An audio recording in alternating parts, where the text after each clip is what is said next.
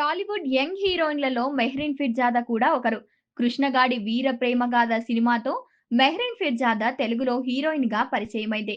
తన తొలి సినిమాతోనే సూపర్ హిట్‌ను తన ఖాతాలో వేసుకున్న ఈ భామ ఆ తర్వాత పలు సినిమాల్లో నటించి మంచి గుర్తింపు తెచ్చుకుంది.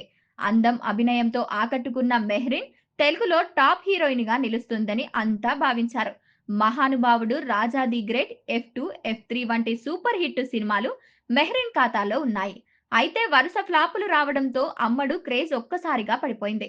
దీంతో మెహ్రీన్‌కు అవకాశాలు కూడా తగ్గిపోయాయి.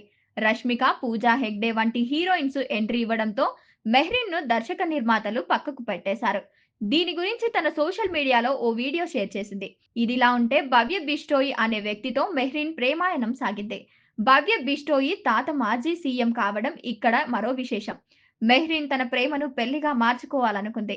ఈ క్రమంలోనే తాను ప్రేమించిన భవ్య బిష్టోయ్‌తో నిశ్చితార్థం వరకు వెళ్ళింది. అయితే సడెన్‌గా ఏమైందో తెలియదు కానీ, అతనితో వివాహాన్ని రద్దు చేసుకొని అందరికీ షాకిచ్చింది. కారణం తెలియకుండానే భవ్య బిష్టోయ్‌తో పెళ్లి క్యాన్సెల్ అయినట్టు ప్రకటించింది. ఇదే సమయంలో మెగా హీరో సాయి ధరమ్ తేజ్‌తో మెహ్రీన్ ప్రేమలో ఉన్నారనే వార్తలొచ్చాయి. అయితే ఇవన్నీ కూడా పుకార్లే అని తేలిపోయాయి. ఆ తరువాత తిరిగి సినిమాల్లో నటించాలని ప్రయత్నించినప్పటికీ అంతగా వర్కౌట్ కాలేదు.